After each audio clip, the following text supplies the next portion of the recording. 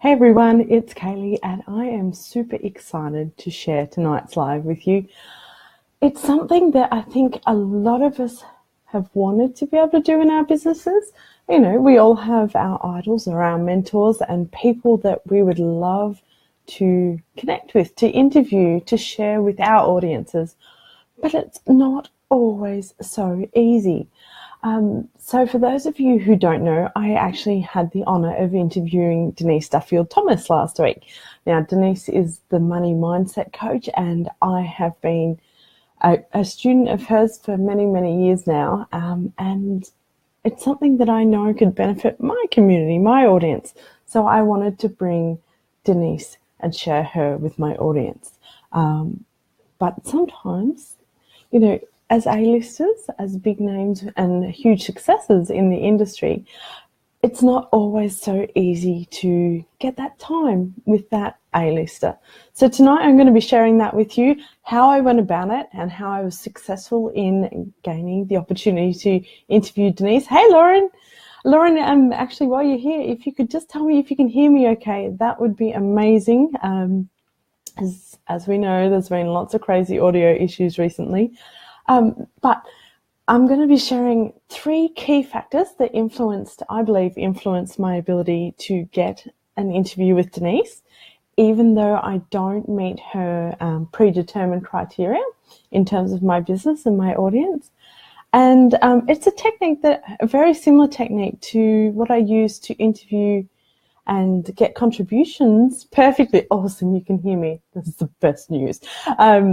I actually got contributions in 2015 from 45 A-listers all about email marketing. So it can work for that as well. I'm just going to take 2 seconds because I know my Profit Rocket Entrepreneur crew would love to hear this as well, would find it really helpful. Thank you so much for letting me know that you could hear Lauren. It's really, oops, you don't need to hear me on here though. Shush me. You don't need to hear me on here though. Hang on. I'm playing back to myself. I'm just going to find myself, share it to Profit Rocket Entrepreneurs, and do the same with the Facebook Live to Thrive guys, because I know it can help them. Fear not, I've already typed up what I want to share, so it won't take too long. And then we'll get stuck straight into it. So this is a two-parter because I want to talk about 3 key success factors, and then I also want to, tomorrow night or the next night, talk about how to ask for whatever you're wanting, how to make the request. So I've shared it. Oh, I'm a goose. I shared it to my own page, but that's okay. I'm going to share it in a group this time. Will help. That's what you get for multitasking. There we go. Okay. Beautiful. So, you know, it can be a little bit scary to approach the A-listers, but tonight is going to be talking about 3 key factors that influence your chances of getting a yes, getting that A-lister or that big name or that really successful person, business owner, mentor, whoever it may be, to say yes to you. And then I'm going to do a part 2 that's all about how you actually structure your ask, how you make the ask, how what you need to include to get them to say yes. So the very first thing I want to talk about when it comes to approaching A-listers to interview them is timing. Now, timing, although you may not have thought about it, is actually critical to whether or not people, A-listers, are going to say yes to your request. Now, the reason I say this, for example, with Denise Duffield-Thomas, who I admire greatly, one of her criteria is for you to actually put in a pitch to interview her is that you must have 5,000 email subscribers, which I don't have. I have a great list. I have a great community, but I don't have 5,000 people on the list. And that's one of the criteria that I know Denise has certainly published in the past, and I'm not sure if she's so strict on that now, but it's definitely a criteria that a lot of the big name entrepreneurs have, or the big name personalities have. So here's the thing. even though I didn't actually meet that criteria, I was still able to get a yes and get to interview Denise. And timing was a factor in that. So if you're wanting to interview someone, if you're wanting to interview an A-lister or a mentor, a great time to make the approach, a great time to ask for them, ask to interview them, is when they're launching. So it might be a new product or service that they are wanting to get out to the new audience. They're wanting to increase their reach. They're wanting to connect with more people and potentially have more sales. That's a great time to approach them about interviewing them, because they're going to be more open to the possibility, because it's in their favor. They have a reason to actually want you to do this. They actually want to be out and being visible. So during a launch period is a perfect time. Not so great times to do this would be, for example, if you know they're about to go on a holiday or they are on holidays. If you make a request while they're away or planning to go away, then odds are they're not going to be prioritizing interview requests because they've got other things to focus on, to finish up, to finalize before going on holidays. Another time, I know, because I am in a world of female entrepreneurs and work with a lot of female entrepreneurs and A-listers, when they're having a baby, hey Nicola, hey Neil, if they're pregnant and they're leading up to maternity leave and having that child, a lot of them will actually announce it, which is wonderful and very exciting for them. But of course, asking for an interview at that point is not going to be a great time because, again, they're trying to streamline and prioritize their business rather than looking to necessarily grow their audience. They're looking to streamline and automate cash flow as much as possible to grow their businesses and maintain sales while they're having a break. So how do you actually know when is a good time? Knowing that, we're talking about launching as a perfect time to make that request for an interview, whereas, in times of leave or times of having children, for example, is not such a great time. How do you know where someone is at? Well, there's a few ways to know. The first one is to be an email subscriber. So if you're wanting to interview an A-lister, the very minimum things that you should be doing is to be an email subscriber so that you're getting their newsletters, getting their updates, because most people will share any big announcements with their subscribers before anywhere else. That said, follow their social media channels. Be part of their Facebook group. For example, I announced that I was interviewing Denise, which was a big, exciting event for me in my business, in my Facebook group first. So make sure that you're following all those channels. Another way to know is if you're an affiliate. So I'm an affiliate for Denise's Lucky Bitch Bootcamp, which has just been renamed Money Bootcamp. So I knew back at the start of the year when Denise was actually planning to launch, which meant I had a greater opportunity to approach at a time where she would be more open to the interview, even though I didn't meet that 5,000 subscriber criteria. So thinking about that timing, when is the right time to approach? And, excuse me, itchy nose. If you're wanting to interview an A-lister, you're going to be wanting to follow them well in advance of when you make the approach. So you will be able to find out this information. Okay. So that's the first one. Timing is really, really important when it comes to approaching an A-lister to interview them. The second thing is all about the channel. So how you actually make the approach. So the most important thing here is knowing where that A-lister hangs out, where they're most accessible. So as we talked about, if you're an email subscriber, hitting reply to an email can be a really effective way of getting past all those gatekeepers as such. It might be admin staff, that sort of thing.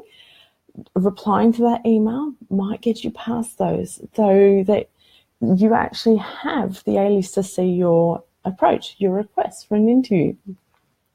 That said, sometimes social media is better. An example, not so much for an interview request, but for an opportunity to work on a project.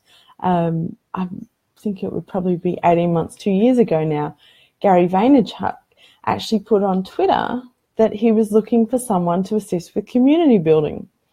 Now, Kimra Luna, who happened to see this and was a member of B Schools with me, saw this and encouraged her community to approach Gary on Twitter and let him know that she was the perfect person for this role. Now, Gary is known for spending a lot of time on Twitter and actually responding personally rather than having someone respond on his behalf. So if you were wanting to target and approach Gary Vaynerchuk, then Twitter would be an amazing way to do that. Another great way might be during his Facebook Lives when he's responding and looking at the comments. Now, just bearing in mind, if you're going to do it through a Facebook Live, you're probably best to engage there and make the request in following that Facebook Live rather than during it, because you don't want to put the A-lister or the big name entrepreneur on the spot. But knowing where they are going to be seeing you, where you're going to be able to connect with them without necessarily having a lot of people to get through, those staff, those team members that might prevent your request getting through, is a really smart idea. So, and the other thing, of course, a lot of A-listers will have interview request forms where they ask you to submit your request. Now, Denise Duffield-Thomas, as I mentioned, has one of these. Most A-listers that I know of do. The challenge is this is one of the harder ways to go about it, because they will have predefined and preset criteria, as I mentioned, for example, 5,000 subscribers, which you either meet or you don't. You know, there's a space there to go, yes, I have 5,000 subscribers, or no, I don't. And you don't get to talk about and share some of the other ways that might actually make you a fantastic fit to interview them and to spread their message and their offers with your audience. So just keep in mind that sometimes those interview request forms, although yes, they are absolutely there, and if you can't do it any other way, use them, sometimes they're not the best way to approach if you don't meet those set criteria. So we've talked about timing, we've talked about the channel, how you actually get your message or that request through to them. So Lauren's saying social media is great for breaking down a lot of these barriers and some pre-face stalking. Yeah, absolutely. It means that those gatekeepers that were traditionally there, you know, you rang up, you made the appointment with the receptionist or secretary, that's not there as much anymore, which means that we have greater access to these people and a greater opportunity to actually get a yes from them, which is really, really exciting. Okay. So we've got timing, we've got channel. The third thing is all about the ask. Now, when you make your request, when you ask for that interview, there's a couple of things you need to keep in mind. These are really busy people with a whole range of priorities on their plate.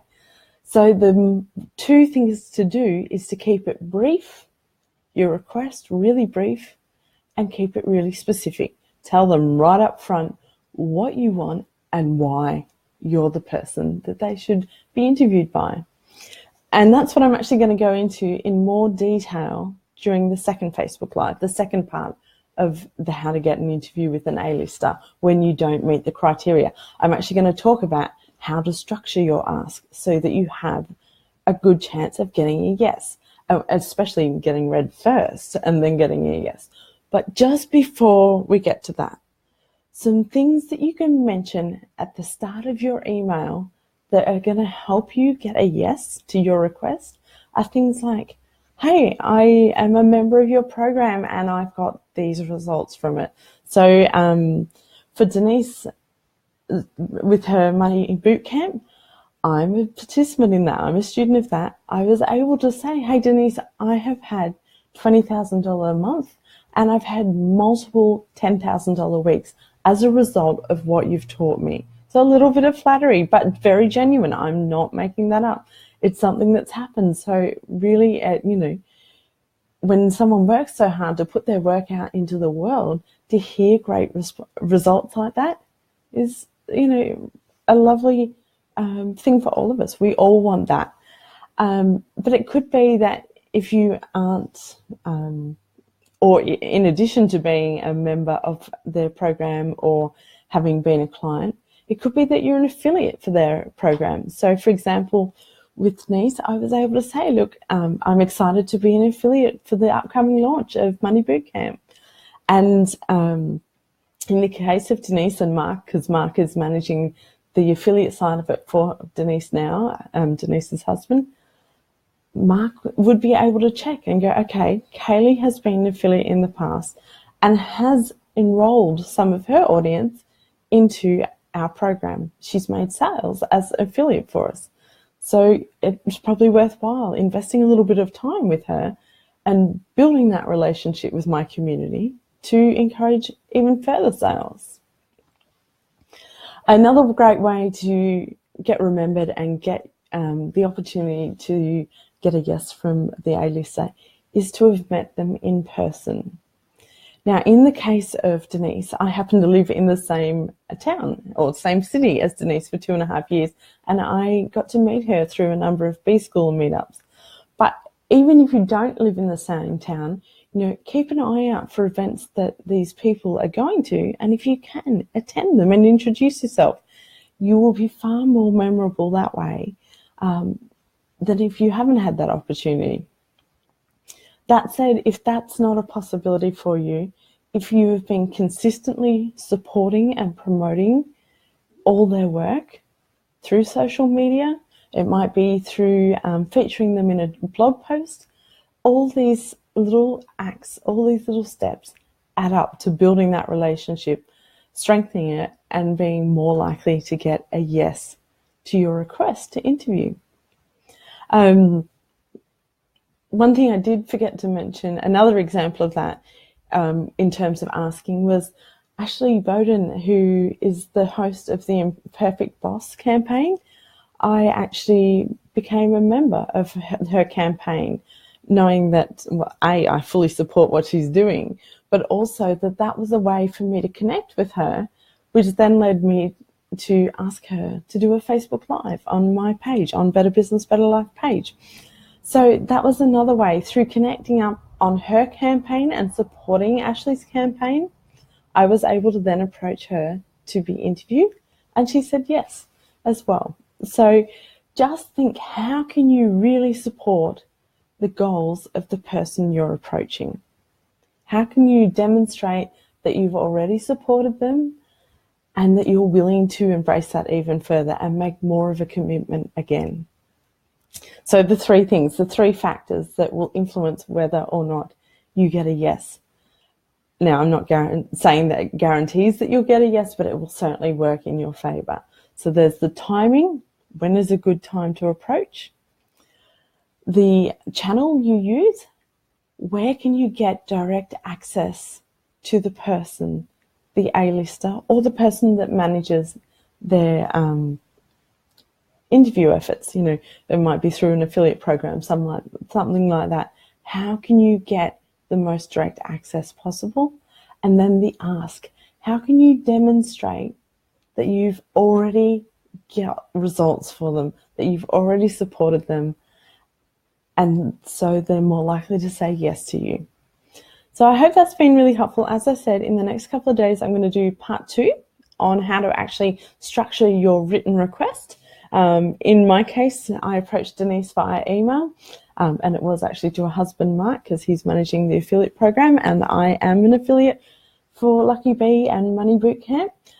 In the meantime, Denise, of course, is launching right now, as we know from the interview last week. She is doing a live webinar, 8 a.m. tomorrow, Sydney time. It's called The Top 5 Strategies to a Money Mindset Upgrade. She's actually going to be sharing some of the exercises that she has in the bootcamp, which, I've invested in and had amazing results from. So if that's something that interests you, I really encourage you to sign up for that tonight. I'm going to put the link in the status just above this as soon as we're done. If you have any questions, let me know. Just leave them in the comments. I will come back and answer them for you. And keep an eye out for part 2.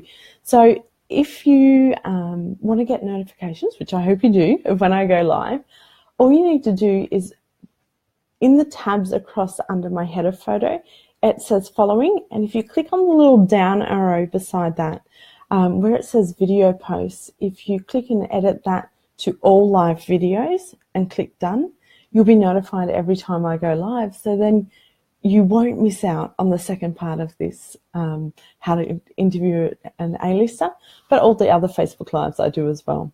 So thanks so much for joining me tonight. If you found it useful and you know someone else that would find it useful, might like to reach out to an A-lister and get their interview, be sure to share it with them or tag them in the comments, and I'll talk to you soon. Bye.